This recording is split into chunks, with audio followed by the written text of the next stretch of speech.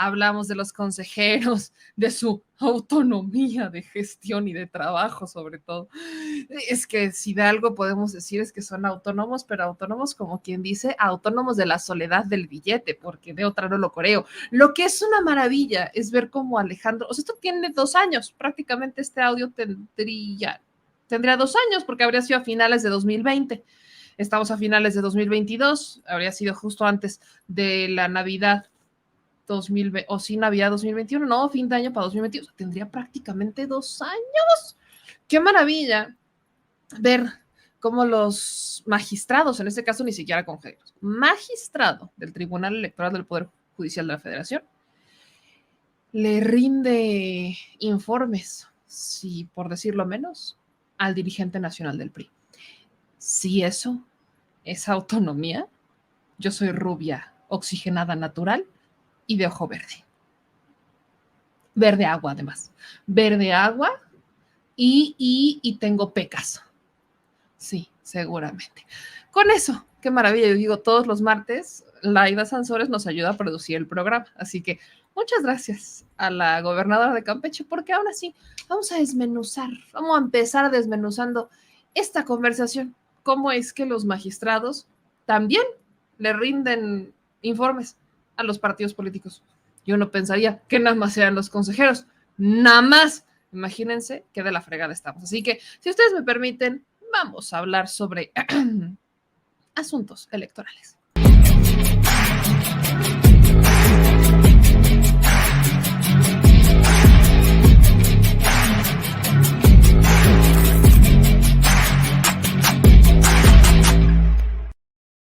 Mi querido Álvaro, ¿cómo estás? Muy buenas noches. Hola, hola Mime, buenas noches, ¿cómo estás? Muy bien, aquí les digo, si nos ponemos de acuerdo con la gobernadora, no nos sale. Tiene que ser así, sí, por default. Entrémosle con esto, mi querido Álvaro. Esta conversación entre un magistrado del Poder Judicial de la Federación y un dirigente de un partido político, ¿qué tan común es eso? Bueno, es común en la medida que lo dijo la gobernadora. Si se solicita una entrevista con alguno de los magistrados, estos revisan su agenda y obviamente que te deben de dar una cita, y más tratándose de dirigentes partidistas. Así es lo común, es lo que se conoce dentro del Tribunal Electoral. Más sin embargo, los diálogos que acabamos de escuchar, sí, son verdaderamente atípicos y que demuestran y confirman lo que hemos venido diciendo desde hace mucho tiempo. Tanto consejeros electorales como magistrados electorales dependen de la voluntad de quien los designó, y quien los designó, dos partidos políticos básicamente, el PRI y el PAN, pues les exigen lealtad que lleva hasta la fidelidad perruna. Esto creo que me parece grave, y es elocuente precisamente de la necesidad que tiene nuestro país de dar marcha adelante a una reforma electoral, ¿no? Este tipo de diálogos nos exhiben precisamente lo que tú socarronamente has señalado: ¿dónde está la autonomía? ¿Dónde está la autonomía que dicen defender cuando se entregan de capa y espada a las dirigencias de los partidos políticos? Y justo por eso iniciaba haciéndote esta pregunta, porque si bien pudiera darse la circunstancia, digo, hay una relación evidente entre consejeros electorales y magistrados y partidos políticos, si bien se pudiera llegar a dar, esta conversación está exhibiendo que prácticamente hay intercambios de favores entre unos y otros, y entran en factor, pues el Ricardo Monreal, que es presidente de la Junta de Coordinación Política, y el propio Alejandro Moreno Cárdenas. Entonces, sí existe una relación entre partidos, particularmente entre Monreal y Alito, ¿no? Ese es un tema. Pero además existe esta complicidad, este favoritismo, este intercambio de favores con un consejero, más bien con un magistrado. Quiero ser mucho más práctica porque lo que a mí me dejó la marcha es que hay muchísima desinformación sobre el tema. Entonces, sin afán de que ustedes digan es que mi corazoncito está a lo de la izquierda y quiero una reforma electoral por la que yo he abogado toda mi vida, desde que trabajaba en partidos políticos. Álvaro, ayúdame a explicar o a entender ¿cuál es el riesgo para la democracia de este tipo de conversaciones entre magistrados y partidos políticos? ¿Existe un riesgo o eso es parte de la autonomía natural de los partidos y de los consejeros y de los magistrados y es parte de la democracia? No, hay de diálogos a entreguismo, hay de un diálogo fraterno democrático, de responsabilidades de un dirigente de partido con un magistrado. Hay diálogos que obviamente son racionales y se entiende, pero hay otros en los que lo que aparece en la historia política mexicana es la clientela, ¿sí? Los partidos políticos están acostumbrados, y sobre todo los que estuvieron en el poder hasta el 2018, son el PRI principalmente, y el PAN que copió casi todo lo malo del PRI y lo llevó a extremos inauditos, ¿sí? Siguió pensando que la política se hacía desde las burocracias dirigentes y que estas burocracias dirigentes se podían imponer a quienes ellos habían puesto en determinado cargo, fuese secretario de Estado, subsecretario, director de área,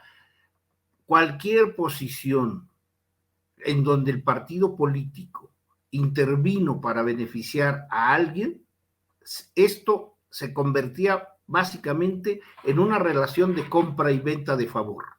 Yo te puse aquí, tú me debes un favor. Y esa es la historia de la política, desgraciadamente, mexicana.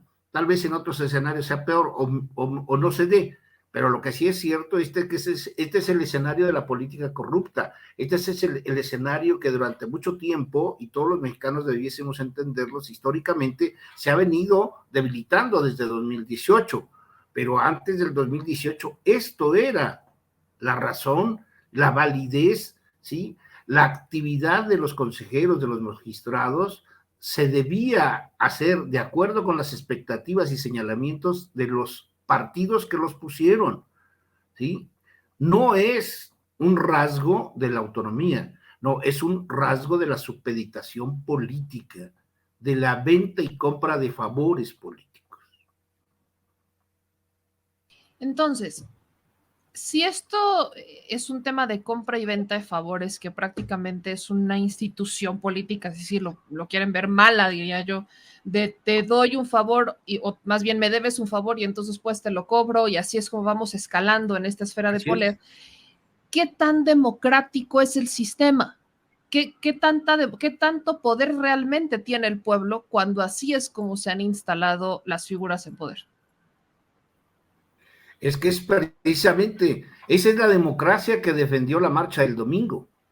Por eso algunos hemos dicho que es el ejemplo máximo, ¿sí?, de hipocresía y mentira. Fue una marcha en donde, por lo que se dijo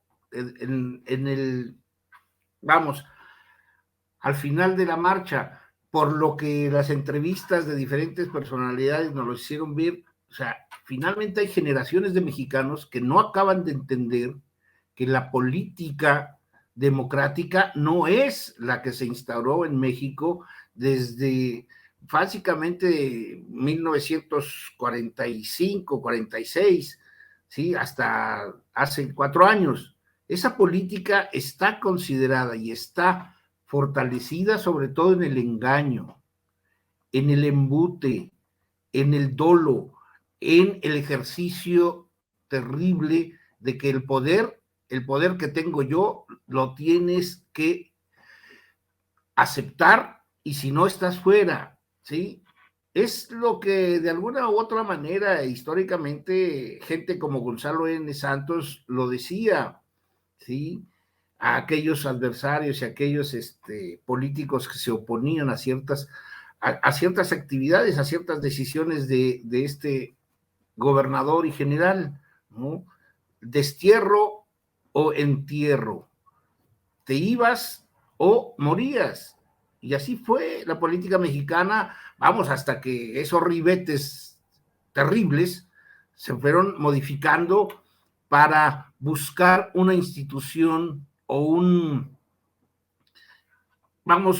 cuerpo, un órgano que favoreciera la negociación oscura, pero ya tras una serie de bambalinas y una vitrina que ellos adoran y que construyeron, que se llama Instituto Federal y luego Instituto Nacional Electoral. Para eso se creó ese organismo, precisamente para fortalecer la debilidad de un régimen histórico, ¿sí?, y salvar lo que ellos acordaron, ¿no?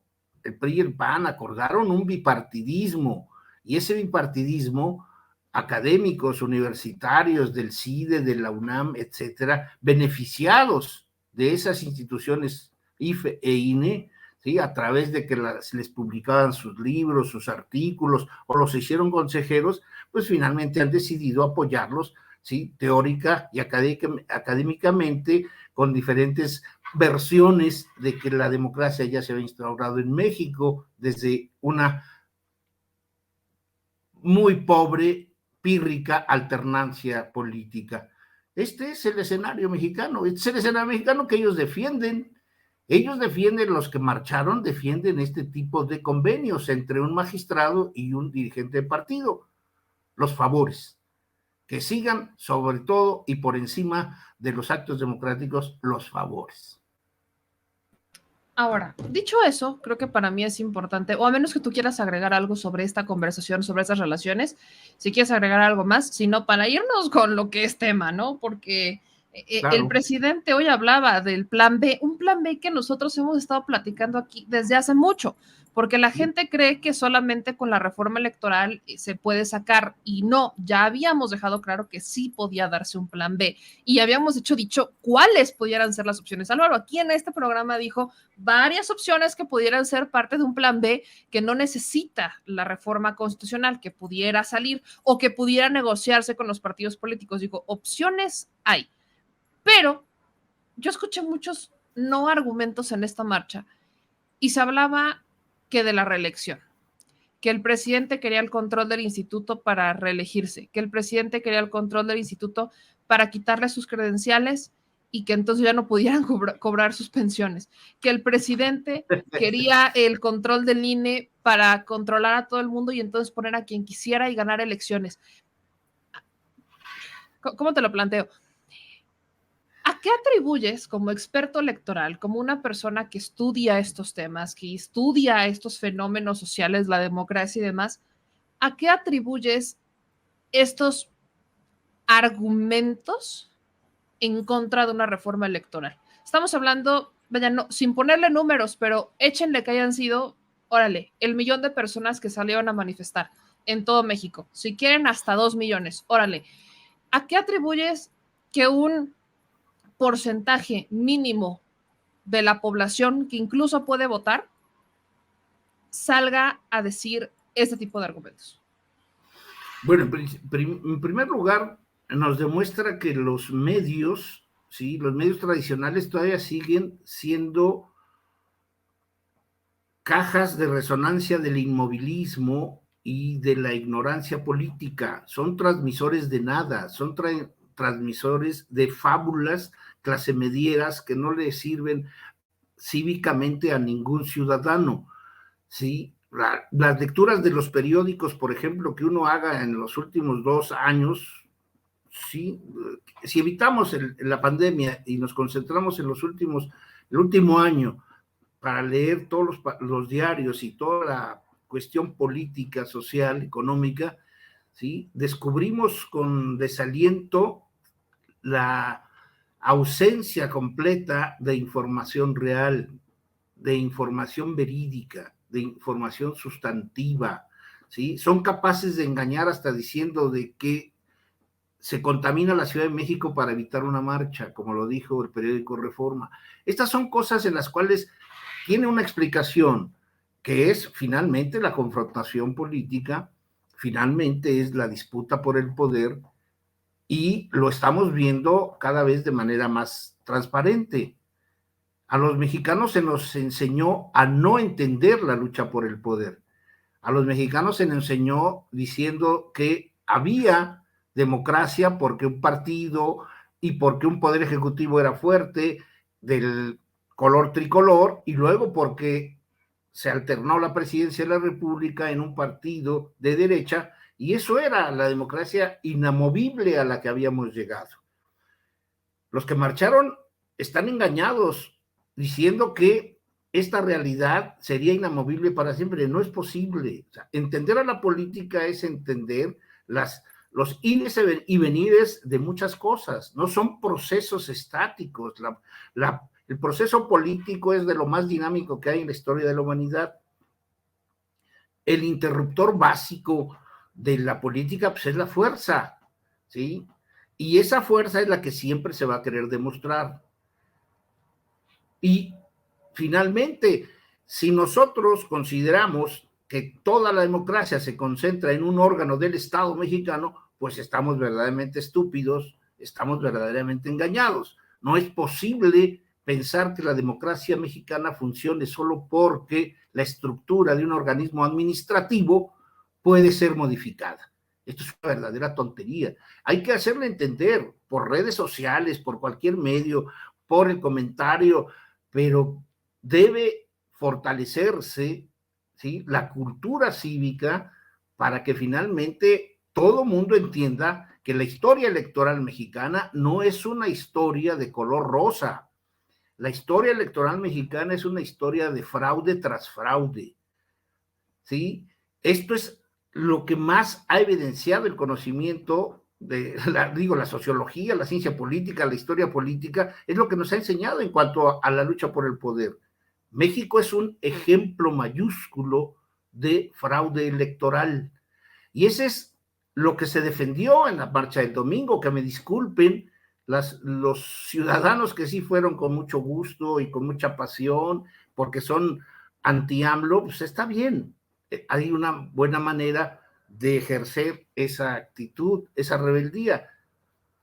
Pero hay muchos que también están engañados, ¿no? Porque si uno lee el discurso del académico de número, pues entonces lo que decimos es simple y sencillamente no encontramos un solo párrafo autocrítico, ¿sí?, para poder reivindicar una marcha que defienda un órgano administrativo del Estado. Esto es verdaderamente de Ripley. Pero bueno, allá él y sus fieles seguidores, fanáticos diría yo, porque también hay fanatismo en la derecha que llega a extremos terribles, como por ejemplo decir que el presidente López Obrador ha perdido la partida de la reforma electoral por la vía constitucional, ¿no?, y que debe aceptar su derrota, y que igualmente será derrotado porque pueda enviar una iniciativa de reformas a las leyes secundarias, ¿sí? Ese es el fanatismo de los fascistas, de los hombres más autoritarios, y que vienen de la academia, por cierto, y desgraciadamente. ¿Qué opinión te dio el discurso de Goldenberg?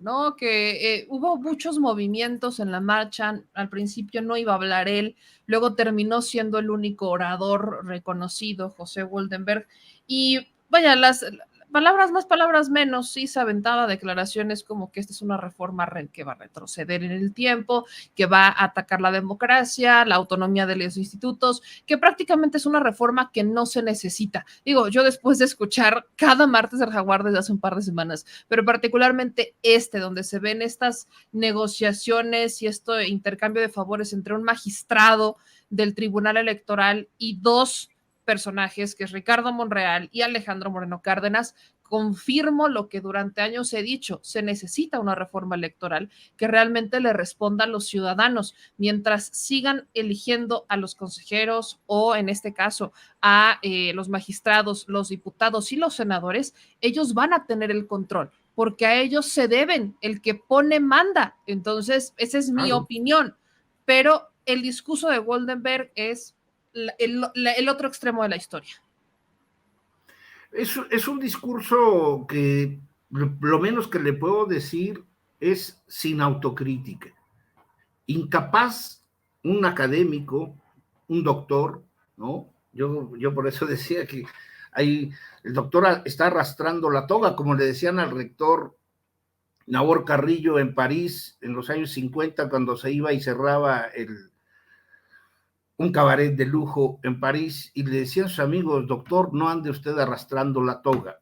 Yo creo que igual se le podría decir al buen Pepe, no ande arrastrando la toga, doctor, creo que a su edad ya no es posible estar tratando de engañar, no son alumnos de primer año de la facultad, son ciudadanos que también entienden la historia electoral mexicana, son ciudadanos que también han comprendido desde hace mucho tiempo qué es lo que sucede, como para que se le pueda engañar y decir que la construcción del INE fue de varias generaciones. No, la construcción del INE fue de una decisión del Poder Ejecutivo Federal, ¿sí? Por el fraude electoral del 88, ¿sí? Y por el asesinato de Luis Donaldo Colosio. Esto es algo verdaderamente cierto, históricamente incambiable. O sea, decir que el INE tardó generaciones para ser construido es una verdadera mentira, ¿no? El INE es una creación del poder del régimen y de la alianza de dos partidos políticos. Y la llegada, por ejemplo, de él como presidente debió haber sido rechazada porque entonces su esposa era la secretaria de Medio Ambiente. Había un conflicto de interés como para que el responsable de la organización electoral mexicana fuese el marido de una secretaria de Estado. Esto es una de las cosas que no se olvidan y que debió haberlas contado. En todo caso, creo que es un discurso elocuente del grado en donde ha venido a menos la academia crítica, la academia seria, la academia responsable de hacer un análisis sobre la realidad nacional objetivo, no lleno de suspicacias y no de cosas tan verdaderamente inservibles como decir que es una reforma que solamente viene de la voluntad de un solo hombre. Es un mentiroso, porque él mismo sabe que hay más de 100 propuestas en el Congreso, en el Poder Legislativo, que se tendrán que revisar para crear una iniciativa. Que la más importante y más completa sea la del Ejecutivo Federal es otra cosa, pero no es la única. Hay otras igualmente relevantes, como pueden ser las del PRI o como pueden ser las del PAN.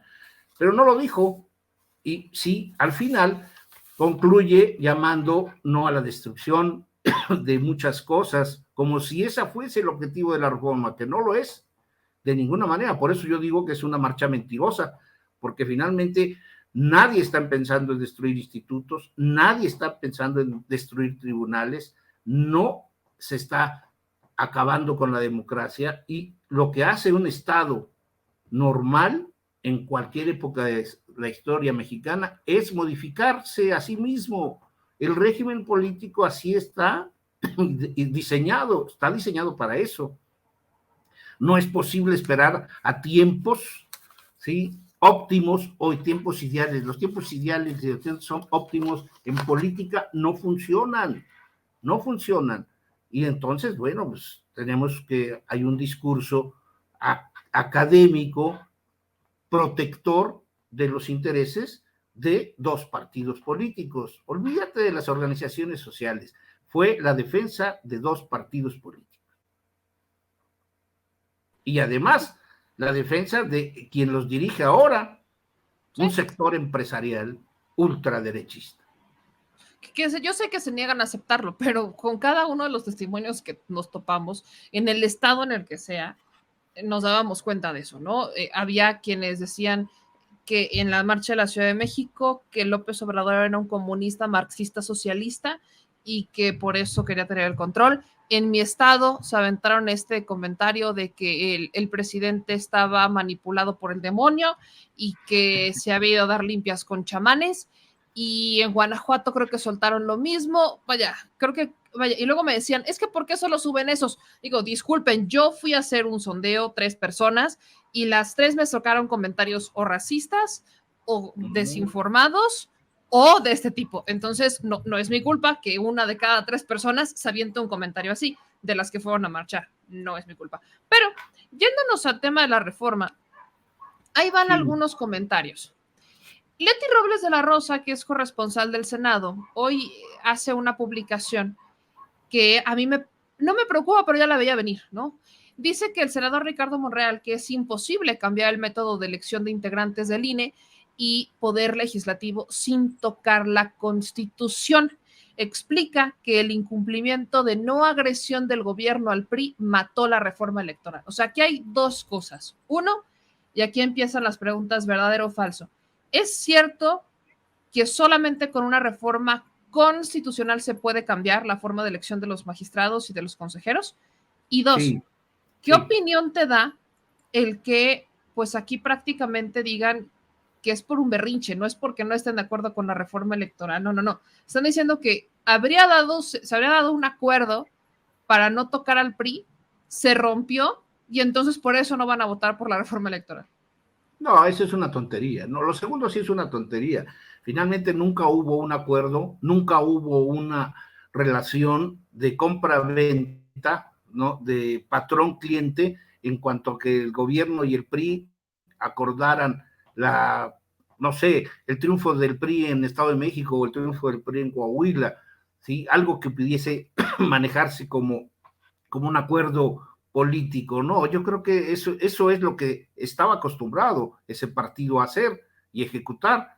Ahora finalmente se descubre que no había tal acuerdo. Creo que el chantaje que hace el PRI para que no se lleve a los tribunales a su dirigente nacional, ¿sí? Lo trató de forzar en las últimas semanas, engañó con la verdad, yendo a las discusiones del Parlamento abierto a proponer una serie de reformas, y ahora cuando el presidente de la República asume la responsabilidad de decir no hay negociación posible, entonces vuelve a ser el aliado de la organización panista. No, yo creo que nunca hubo entendimiento. Yo creo que está decidido, y el futuro del Partido Revolucionario Institucional pues es la desaparición en poco tiempo. Puede ser el 24 o el 27, pero yo no le doy más de 6 años de vida a esta organización política que ellos mismos han mutilado, que ellos mismos han arrojado, ¿sí?, al precipicio. No hay posibilidad. Pero, y bueno, lo que sí tenemos que rescatar, Meme, y ser claros también con los que te escuchan, con los que te ven, es decir, sí, la reforma constitucional que permitiese votar a los magistrados y a los consejeros no se puede hacer sin una reforma de 2/3 de la Cámara. Esto no se puede hacer, y Monreal ahí sí tiene toda la razón. Pero eso no limita, o sea, la integración del Consejo no es una limitante para una reforma.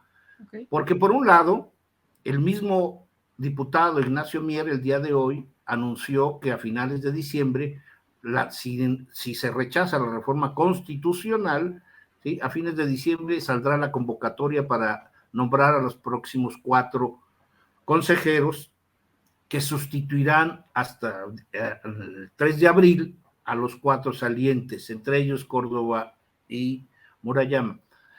Entonces yo creo que aquí es una de las cosas que definitivamente, si yo fuese asesor de Morena y estoy francamente disputando o entendiendo las razones de la lucha por el poder actualmente, pues yo diría, pues vayan por los 4.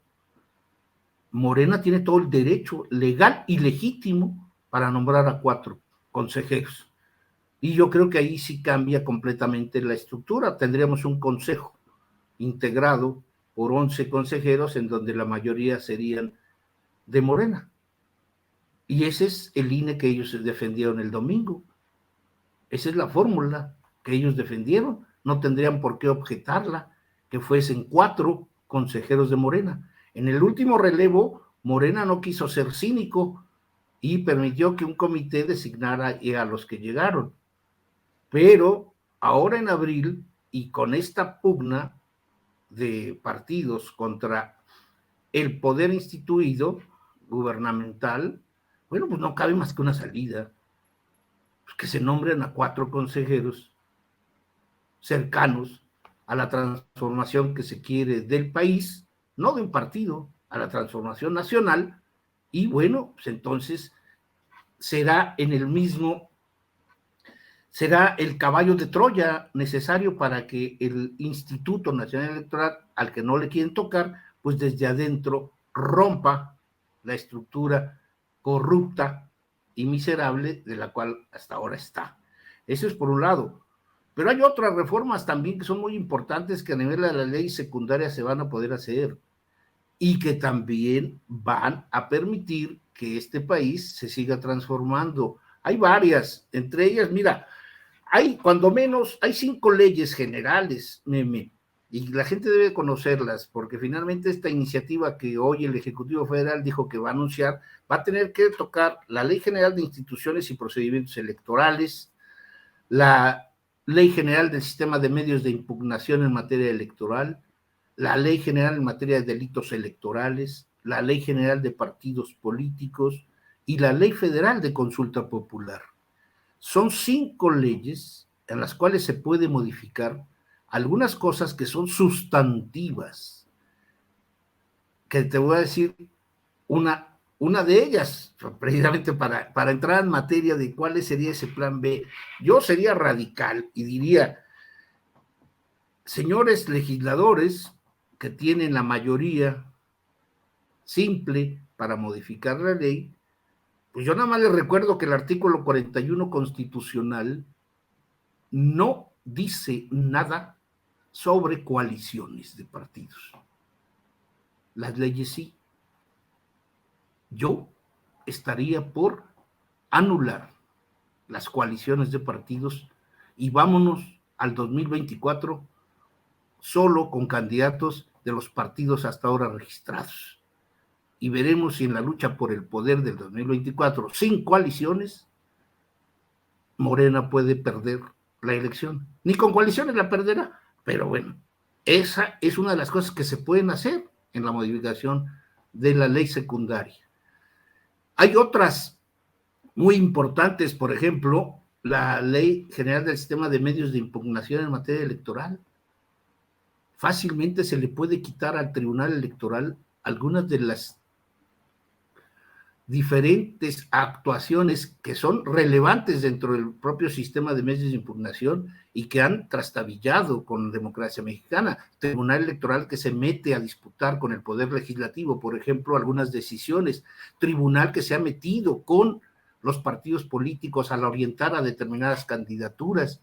Esto, la ley de medios de impugnación puede ser modificada para que el tribunal no lo haga.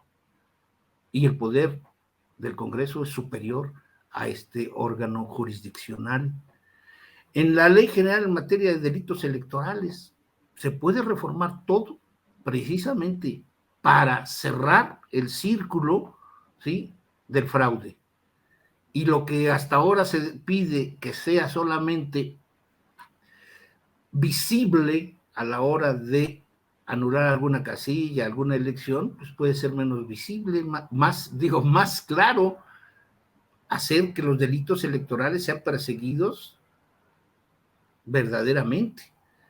Pero hay algo que creo que va a necesitarse hacer, y la ley, una reforma a la ley de secundarias, Mimi, es precisamente, a mí me daría mucha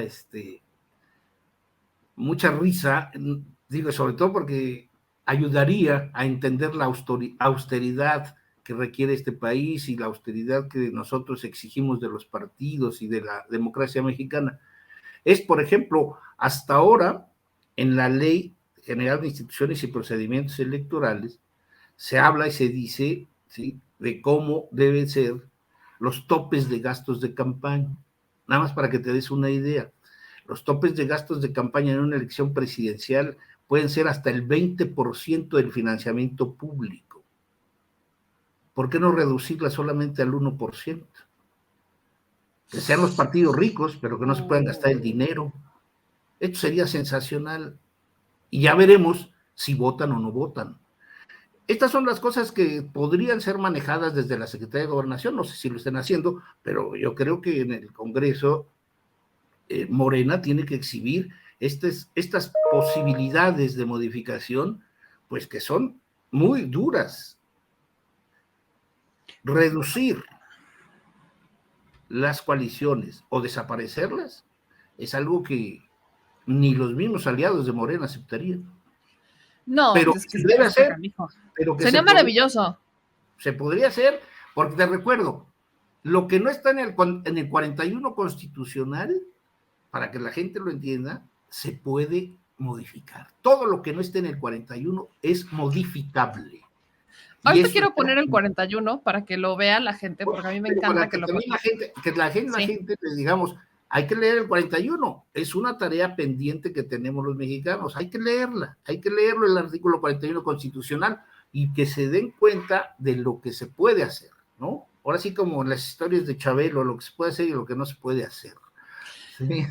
Ahora, si me permites, para desmenuzarlo de mejor manera, quiero que escuchen lo que dijo el presidente en la mañanera sobre su plan B. Por eso es importante escuchar a los expertos, porque el presidente justo sí dice que él va a intentar que sin la reforma constitucional se puedan hacer los cambios de los consejeros, ya nos dijo, no hay manera, pero es que hay un abanico enorme de oportunidades, hermanas, hermanos, o sea, esto no nos limita, pero escuchen lo que dijo el presidente sobre esto en la conferencia de prensa para que quienes no vieron la mañanera se empapen y entiendan el contexto de lo que estamos hablando.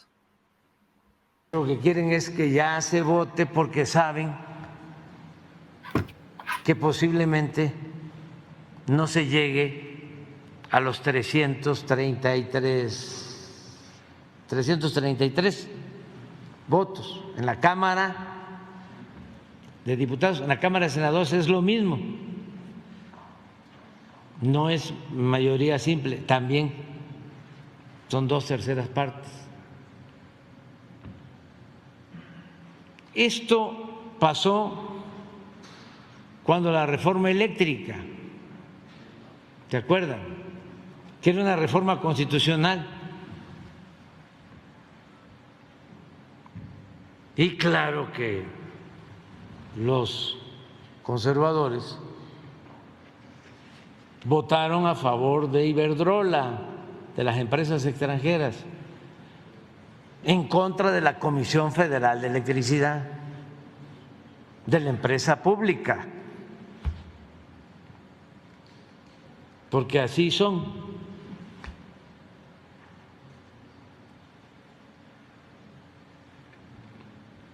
Entonces, que ya de una vez se resuelva lo de la reforma constitucional y como es tan importante el que haya democracia,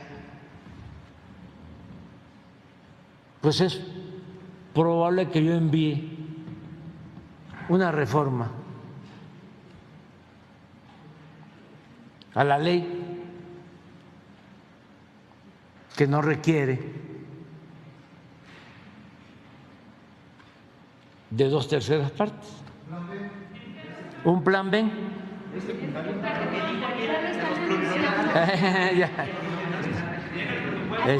Imagínense cuántas notas van a ver el día primero. Es que es posible que sin violar la Constitución se pueda proponer en una ley o en una reforma a la ley electoral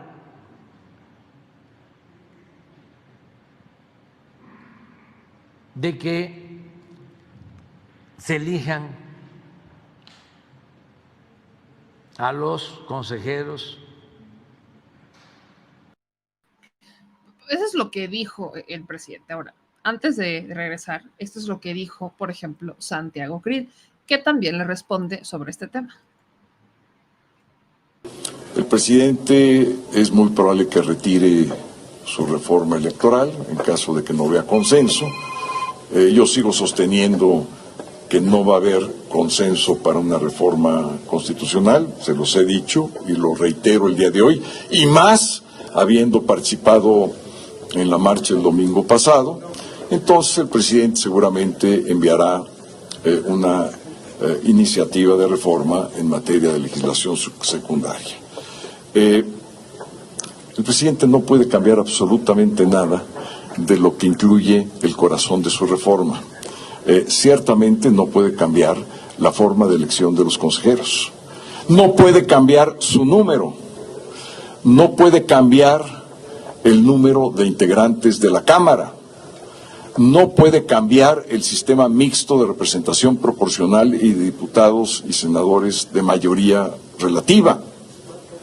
No puede cambiar ni suprimir las OPLES, no puede cambiar ni suprimir los tribunales electorales locales, no puede cambiar ni alterar tampoco las administraciones que reciben los partidos y, por supuesto, que no puede cambiar el corazón del sistema electoral del país, porque no puede trastocar ni la autonomía, ni la independencia, ni mucho menos la integración del INE. Y todo esto está en la Constitución. Me estoy refiriendo de manera concreta a los artículos 41 de la Constitución, donde está el corazón de lo que es lo electoral. El tema electoral es un tema constitucional. Pues ahí está, ¿no? Ya puse esas dos, pero yo quería que usted los escuchara. Así que aquí está el artículo 41. ¿Qué de la reforma sí y qué de la reforma no puede entrar como una ley secundaria? Échale. Sí, bueno, ahí ahorrémonos la lectura, que es muy amplio. El 41, ¿sí? Son como 8 o 9 páginas. Por aquí son 15. Pero Santiago Krill tiene razón. Pero si él cree, pero donde lleva agua a su molino y que no es correcto, y sobre todo que alguien que fue consejero electoral y secretario de Gobernación, pues que también no nos engañe. Hay 5 leyes secundarias que pueden ser modificadas por la mayoría simple del Congreso. Y hay asuntos sustantivos. Las administraciones, por ejemplo, de los tribunales locales están definidos por los congresos de los estados, de los cuales 19 de ellos, ¿sí? Por ejemplo, están en manos de Morena. La administración de los tribunales electorales se reduciría a 0 si ese fuese el objetivo. Y está plasmado en la ley. ¿Qué es lo que se puede todavía hacer mucho más importante? Pues la Ley Federal de Consulta Popular, ¿sí? La revocación de mandato ya existe. Bueno, pues en la Ley Federal de Consulta Popular se puede legalizar los mecanismos, ¿sí? Para que los mexicanos llevemos a los diputados, senadores, diputados locales, gobernadores y presidentes municipales, ¿sí? A la revisión de sus conductas o a la posible expulsión. Esto es muy claro y se puede hacer. Pero, repito, el 233 para el exsecretario de Gobernación, debiese leer el 242, perdón, el 242 y 43 de la Ley General de Instituciones y Procedimientos Electorales. Dice en el numeral 4, inciso 1, en el inciso 1, dice: el tope máximo de gastos de campaña será equivalente al 20% del financiamiento público de campaña establecido para todos los partidos en el año de la elección presidencial. El tope máximo de 20% del financiamiento público. El financiamiento público para el 24, más o menos, estamos hablando de casi 20,000 millones o un poco más. Va a ser más de millones de pesos. El 20% es una cantidad enorme. Imagínate elecciones en donde el tope de gastos sea de 8,000 millones. Es una brutalidad. Bueno, pues entonces está en el Congreso la definición de que el tope máximo de gastos de campaña se podría reducir al 0.1, 0.2 o 0.5, ¿sí? Y veríamos cuál sería el pataleo de los partidos. Esa es una sustantiva, pero la otra, muy importante para que el presidente de la Cámara y exsecretario de Gobernación también vuelva a leer con cuidado, es el artículo 41 constitucional, que no dice nada sobre coaliciones de partidos. Y ellos están ufanos porque tienen o pretenden, ¿sí?, llevar y fortalecer a una coalición. Podría desaparecer de la ley las coaliciones y la fusión de los partidos. Y esto sería un golpe maravilloso para esta soberbia, ¿no?, de personajes tan grises, tan oscuros como Krill y compañía. Hay muchas cosas que se pueden reformar en materia de legislación. Repito, la Ley General en materia de delitos electorales. Hay algunas cosas, por ejemplo, dile a los partidos políticos que en el 2024 van a perder simplemente todo lo que tiene que ver con franquicias postales, ¿sí? Porque finalmente, ¿quién utiliza la franquicia postal y telegráfica, meme? ¿Sí? Nadie. Pues no, nadie. Tienen años que no la usan. Esto en las redes sociales ahora es muy Sí. fácil. Los diálogos de Alito con todos los Me hubiera encantado que los hiciera cartas y los mandara con palomas mensajeras, así quizás nunca se hubieran enterado. Sí, nada más que te voy a decir que es el 2% del financiamiento público que se les entrega a los partidos por cuestión de franquicia postal y telegráfica. ¿Y qué hacen con ese dinero si ya no se usa? No han escrito una carta en 10 años, yo creo. O sea, se han endilgado ese 2%. Se lo clavan. Claro. Ah, qué maravilla. Son o sea, a ver, y son millones. O sea, cuando hablamos de un 2%, claro, quizás la gente diga, son 2%, no, son millones. O sea, 2% son millones. Sí, son millones. Pero en año electoral, el 2% se transforma en 4%. ¡Oh! Para escribir cartas fantasmas. Sí, ahora les dan 500 millones de pesos para franquicias en un año. Imagínate que te den 1,000 millones en un año electoral en donde no vas a enviar una carta para nadie. No, bueno. Sí, no. Bueno, y otra de las cosas, en actividades ordinarias, por ejemplo, que son muchísimo dinero, dime tú, que eres conocedora, periodista profesional, enteradísima, te reto a que me digas cómo se llaman las revistas de difusión cultural o política de dos partidos políticos. ¿Cómo se llama la revista del PAN? ¿Cómo se llama la revista del PRI? ¿Cómo se llama la revista del PT? El comunismo. No. Nadie. No las tiene. Nadie. El 0.00001 de los mexicanos podría decir cómo se llama. Te puedo apostar que ni los militantes. Te puedo apostar que ni Vicente Fox sabe cómo se llama la revista de su partido. Así creo estamos. Que lo único que tiene un documento que es como, bueno, no lo llamaría revista, periódico, pues es Morena, con Regeneración. Regeneración o examen del PRI, ¿sí? El PRI, ajá.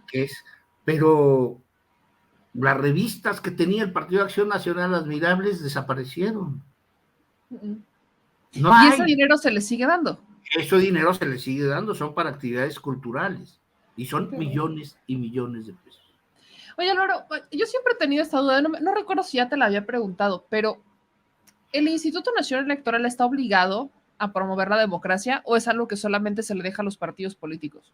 No, es el instituto. El instituto, precisamente una de las facultades fundamentales, y está en el artículo 41 constitucional, lo puedes ver ahí, en el 41, donde se señala que es una de las funciones fundamentales del instituto, ¿no? ¿Y por qué no lo hacen? ¿Por qué o cómo lo hacen, según ellos? Pues no lo hacen porque finalmente tendrían que hacer algo. Por ejemplo, la confusión que hay en torno a que si se les iba a quitar la credencial del lector. Esto me parece magnífico, es maravilloso. Deberíamos de hacer responsable a Lorenzo Córdoba de esta ignorancia que tiene la población. Yo tengo mi INE. No, señora, usted tiene su credencial de elector que expide un órgano administrativo para que lo pueda usted utilizar y exhibirse como mexicano en el banco, en donde se le solicite para salir del país, en fin. Es una credencial de elector y el INE dejó de reconocer a la credencial de elector. La credencial de elector se convirtió con un sinónimo estúpido. Es mi INE, es mi INE. Todo el mundo, la mayoría de los mexicanos dicen mi INE. Esto es una desviación, ¿sí?, mental provocada por una mala difusión de la cultura del INE. El INE no tendría por qué seguir insistiendo en que la credencial es sustituto del vocablo mi INE. No es posible. Esto no se debe aceptar.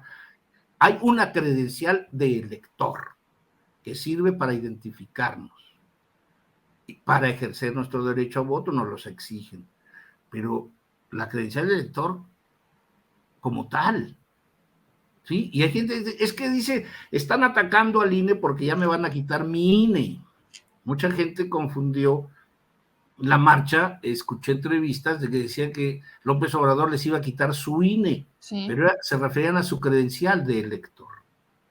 Entonces, esa es los niveles de ignorancia de la derecha, provocada también por la civilina conducta de los consejeros encargados de la difusión democrática, de la cultura política democrática. Ahora, hablando de la credencial de elector, ¿qué opinas? Porque yo he escuchado muchas voces decir que deberíamos de tener una credencial como la CURP, o sea, que la CURP fuera en credencial de identificación para que ese fuera un documento de identificación para los trámites y que la credencial para votar fuera opcional para quien quiera votar. ¿Qué opinas de eso?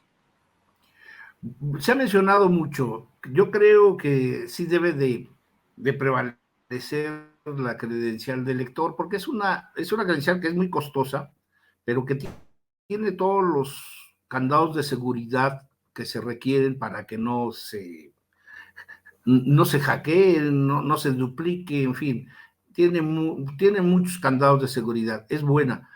Lo otro me parece que tendrá que desarrollarlo mejor la Secretaría de Gobernación, ¿no? Sobre todo porque si todos los mexicanos desde que nacemos tenemos la posibilidad de tener un registro ciudadano, bueno, un registro civil de nacimiento, pues tendría que o fortalecer a la credencial de elector que expide el Instituto Nacional o viceversa, ¿sí? Hacer que la Secretaría de Gobernación junto con el Instituto pues trabajen en un modelo único, ¿no?, de credencial en donde tengamos todos los datos, todos los datos necesarios, como para que ya que no haya necesidad, digo, además, pues si se nos pierde, pues que hubiese la posibilidad de picarle un botón y meternos a un portal X y tener, como lo hacemos con el CURP, ¿no?, una copia en cualquier momento que la requiramos. Yo creo que así tendría que ser una credencial de elector.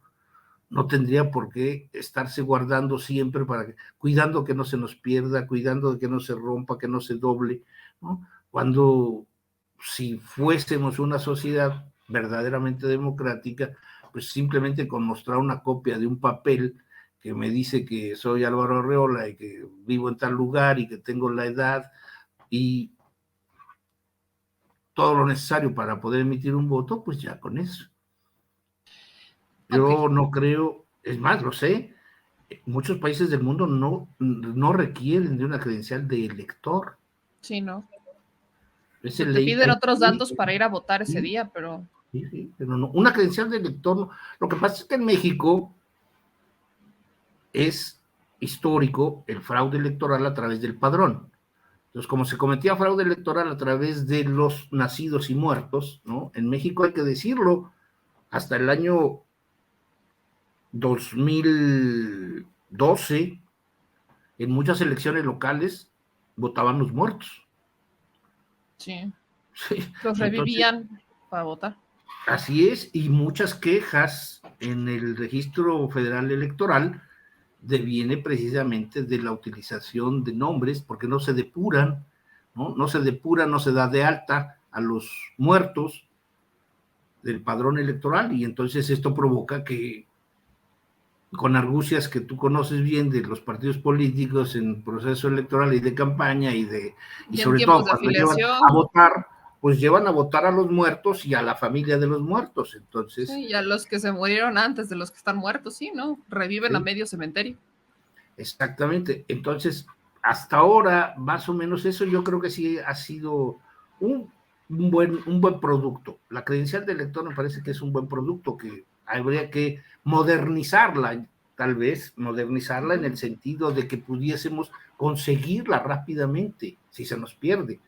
Tenemos que perder 2 días para hacer una fila y para que además nos digan. Y luego una semana para que te lo den, porque y no tener sales que llevar de ahí. Nuestra acta de nacimiento, no nos creen si vivimos allí, etcétera, etcétera. Sí. Bueno, somos como ampones cuando vamos a volver a dar de alta una. Y si vives en el extranjero, 3 veces peor. No, o sea, no hay manera. Entonces, para hacer una pequeña recapitulación, las leyes secundarias que se pueden aprobar sin mayor dificultad, si es que existe voluntad, dejando esta parte clara, si es que existe una voluntad real de hacer las cosas bien, pudiera ser el tema de las coaliciones, coaliciones, hacer modificaciones en las coaliciones. ¿Qué hay del financiamiento? No, pero en las coaliciones también en sus derivados, por ejemplo, candidaturas independientes. Okay. Por ejemplo, quitarle los candados a los partidos regionales de que no se pueden coaligar. Hay una serie de elementos maravillosos que algunos de los senadores independientes o diputados independientes podrían apostar y a favor de la reforma. Por ejemplo, que se alentaran las candidaturas independientes y que les dieran en condiciones de equidad los mismos, ¿sí?, recursos. Y yo te puedo apostar que candidatos independientes en algunas regiones del país le ganan hasta a Morena. Y es que sería maravilloso porque entonces ya te estás evitando el engorroso trámite de que se estén metiendo partidos políticos cuando no comulgan con su idea. Exacto, esa es una reforma necesaria, meme. Esa es una reforma necesaria. Les das condiciones y la gente que quiere representar ciudadanos y que representa ciudadanos puede ser votada sin la necesidad de meterse un partido político con el que no comulga ideológicamente, pero que se está metiendo solamente porque es el que le da las garantías de ganar. O sea, eso nos ahorraría una cantidad importante a los partidos políticos. Sí. A nosotros, más bien. Sí, el tema de los partidos políticos, ¿sí? No le vas a quitar el dinero, de acuerdo, no les vas a bajar el dinero que tienen, de acuerdo. No se les puede cambiar la fórmula. Pero sí los vamos a obstaculizar para que ese dinero sea bien gastado. Y van a ver ahora cómo los van a gastar. Y entonces, nada de que ahora se puedan fusionar con sus compadres, ¿no? Para que se los gasten juntos. No, cada quien gástese los dineros que tenga. Y vámonos a la competencia libre. Eso a mí me encanta. ¿Qué hay de la fórmula? Porque en Guadalajara, yo creo que fue en Jalisco que Kumamoto proponía cambiar la fórmula para distribuir el recurso, que en vez de que el 100% fuera considerado... 70 y 30, ahora es 70 y 30. Que las personas que salieran a votar, el porcentaje, si es el 70%, entonces ese es el nuevo 100% y ahí se ajusta, más o menos por ahí va la fórmula. ¿Se puede hacer alguna modificación de ese tipo o tiene que ser constitucional? No, eso está en el 41, no lo van a dejar hacer, no lo van a dejar pasar, pero lo que sí pueden obstaculizar, ¿sí?, es esa cantidad de dinero, ¿sí? Tú no vas a poder gastar los 100 pesos de topes de campaña. Ahora vas a tener que gastarte nada más 2. Y aguas, porque hay convenios que en la ley se pueden hacer con la unidad de investigación financiera. Uh-huh. Y vamos a ver si no te controlo tus gastos de campaña, ¿sí? Porque recordemos, hay muchas maneras en la Ley General de Instituciones y Procedimientos Electorales en donde el Consejo General o el Instituto Nacional Electoral puede hacer convenios con la Secretaría de Hacienda. Y bueno, pues un convenio de la Secretaría de Hacienda sería maravilloso en el sentido de que la Secretaría de Hacienda se metiese, ¿sí?, como coadyuvante en la revisión de los gastos de los partidos. Okay. Entonces, y nadie se lo limitaría, ¿eh? La idea es controlar, meter mayores mecanismos de control al presupuesto y a la fórmula como la ahorita que se maneja, ¿ok? Pero meter ciertas cosas. Esto, por ejemplo, del correo postal y todo eso se puede cambiar, se puede quitar anular. eso. anular por desaparecer, se puede desaparecer. O sea, sí se puede cambiar en dónde están los rubros para gastar ese dinero. Sí, hay varios rubros, hay varios. Por ejemplo, lo de gastos de franquicias y postal en los medios, independientemente de que el INE sea el que distribuye y el único que puede negociar los minutos de difusión, igual se puede hacer una modificación de tal manera en que estos se reduzcan todavía más en la ley. ¿Sí? O sea, esto no va a ser difícil, no va a ser difícil. Y ahora, si se tratara de una actitud insana, si se tratara de una actitud revanchista, sí te digo, Morena tiene todos los elementos para hacerlo. Okay. Imponer a los próximos 4 consejeros, ¿sí? Y con la metáfora de el caballo de Troya, romper desde el interior, ¿sí? a esa estructura viciada. Y luego la legislación secundaria, modificar y reducir lo que más se pueda los gastos de los partidos y vigilarlos más. Ni modo, esto tendría que hacerse. Sí. ¿Eso de vigilarse más sería a través de una modificación a las leyes de fiscalización? Sí. Ahí también se puede a la ley general de partidos políticos, a la ley general en materia de delitos electorales, ¿no? O sea, escrupulosamente ser vigilados en sus meter gastos. más, quizás involucrar más a la unidad de inteligencia financiera. Así es, porque además está en la legislación, en la unidad, la Secretaría de Hacienda y la unidad de inteligencia financiera son coadyuvantes en la fiscalización. Por lo tanto, se podría enriquecer, ¿no? sus intervenciones. Fortalecer, exacto, que no sea solamente como por convenio y en tiempos electorales, sino hacerla permanente. Así es. Ahora, prácticamente me estás diciendo, ¿esta ley general de partidos políticos, esa sí se puede modificar? Sí, claro. Las 5 leyes se pueden modificar. Las 5 leyes se pueden modificar. Y en la ley general de partidos políticos podría afianzarse, fortalecerse a las candidaturas independientes y fortalecer a los partidos regionales. Sí, es una maravilla. Es que si usted algún día tiene ganas de ponerse a leer, busque la Ley General de Partidos Políticos y prácticamente lo que está ahí es una ley secundaria. Métase y eso se puede modificar. Ahí es en donde entran las leyes secundarias. El artículo 41 constitucional, ok, no lo muevo, pero donde se mueva la Ley General de Partidos Políticos de tal manera que empiece a bloquear a los partidos, les destruyen por completo, ¿eh? O sea, si Morena se lo propone, elimina las alianzas, le favorece o le da mayor poder a las candidaturas independientes, sí sería darse quizás un zapatazo, si así lo quieren ver, porque no pudieran coaligarse ni con el PT ni con el Verde. Pero eso también significa que en algún momento, por ejemplo, el Verde desaparecería, porque el Verde, si se ha logrado mantener, ha sido gracias a las alianzas que ha hecho toda su vida, con el PAN, con el PRI y ahora con Morena.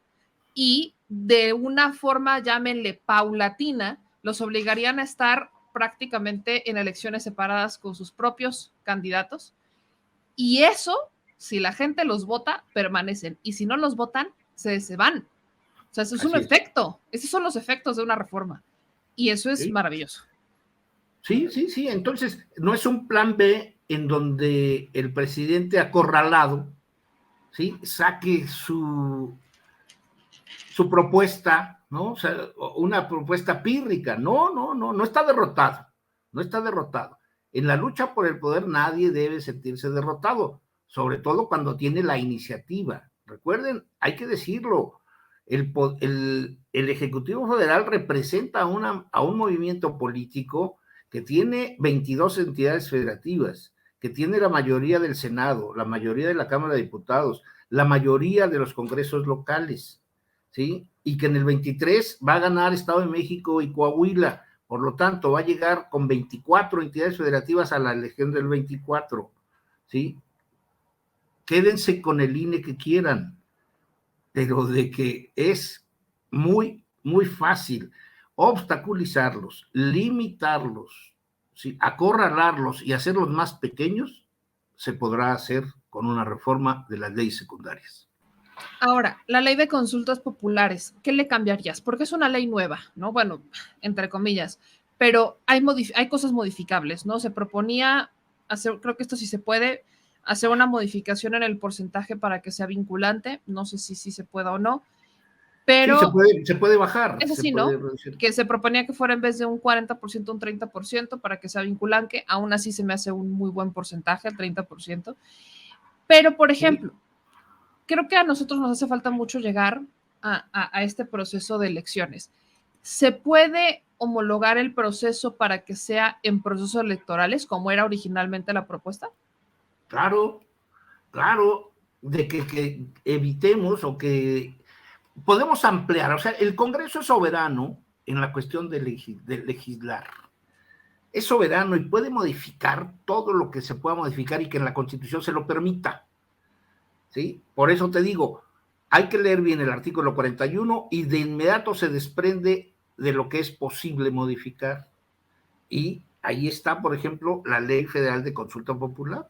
O sea, ampliar la democracia participativa será una propuesta fenomenal, fenomenal. Puede ser una nueva ley, ¿sí? De consulta federal de consulta popular, revisando la que se tiene y modificándola de tal manera en que por la otra vía paralela, ¿sí? Que la consulta popular, los ciudadanos podamos ejercer con todo derecho nuestra libertad para quitar o poner gobernantes. Punto. Por ejemplo, en O Estados Unidos, decidamos, sí, decidamos en un Estados, jardín. exacto.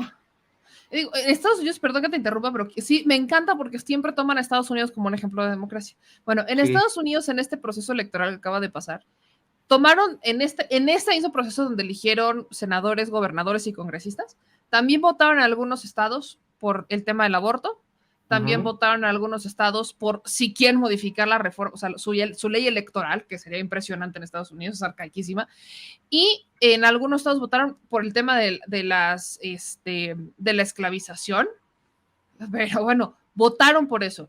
Y ahí yo no vi que se manifestaran por decir, no, no queremos que se hagan en el mismo proceso intermedio, queremos que sea en otro proceso porque van a ganar. No, no se vio eso. Esto es parte del ejercicio democrático, involucrarse más como ciudadanos en el día a día de la toma de decisiones. Eso es sí, algo que se debe de hacer con la ley de consultas populares, ¿no? sí, ampliarlas. Simplemente que se revise y se reglamente mejor el referéndum, el plebiscito, la iniciativa popular, ¿no? De qué manera los mexicanos podemos proponer, ¿sí? En la delegación Benito Juárez, ¿sí? Que ya no se hagan más edificios de 10 pisos, por ejemplo, ¿sí? Con un número determinado de ciudadanos, pero que esté regulado por la ley, una ley de consulta, y que en la elección federal se pueda también en la Benito Juárez votar por eso. O si queremos que quiten un bar o cantina cerca de las escuelas de los hijos. Hay cosas enormes que la sociedad mexicana debe de aprender a exigir, no solamente gritar cada 10 años para ver si se defiende un organismo, no.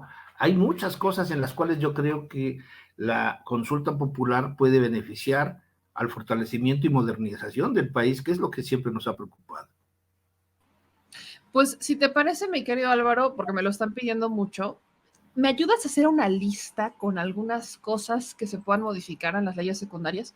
La banda me está pidiendo que le hagamos una listita y que se las compartamos. Entonces voy a hacer una listita y se las voy a compartir de cosas que se pueden modificar en leyes secundarias. La neta es que a mí la que más me llama la atención y sería una maravilla sería lo de las coaliciones. Sería maravilloso. Pero Sí, no lo creo que se hacemos. atrevan, ¿eh? Yo no creo que se atrevan.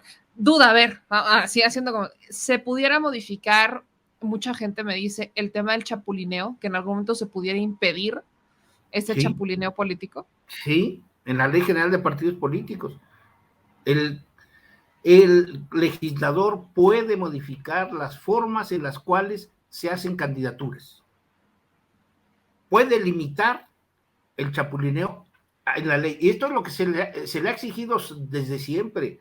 Desde 1977, en la reforma política, ¿no? Se discutía de que esto se tendría que limitar, que no era posible que los políticos danzaran de un organismo a otro, como se vio después del 88. Y esto está fácilmente, y es posible hacerlo en la Ley General de Partidos Políticos, igualmente en la Ley General de Instituciones y Procedimientos Electorales. Porque, repito, no es un tema que esté prohibido reformar, no está en el 41 constitucional. Ahí está. Yo sí creo que tenemos muchas opciones. Entonces, si te parece, mi querido Álvaro, armamos una listita y la compartimos para que la gente sepa y vamos a ver cómo se desarrolla de aquí a la próxima semana, pues el tema de las discusiones, porque esto de la reforma electoral sigue dando. Cada semana sale algo nuevo. Hoy salió lo del plan B. No sabemos qué va a salir la próxima semana. Entonces, creo que es importante. Mira, vamos a hacer un decálogo. Un decálogo, para no meterlos pueden ser 50, 100, digo, hay muchas posibilidades. Hay un abanico. La gente debe de meterse en la cabeza esto. El Congreso, el Poder Legislativo es soberano, y la soberanía del Congreso es para hacer y modificar lo que la Constitución le permite, que es legislar, cambiar, modificar, inaugurar nuevas leyes. Esto es una tarea fundamental del Congreso. Lo puede hacer todo en cuanto haya una ley que se pueda reformar y modificar o crear. ¿Sí? Esta es la importancia del Poder Legislativo. Y esto es lo que tenemos que exigirle al Poder Legislativo, pues que se tome en serio.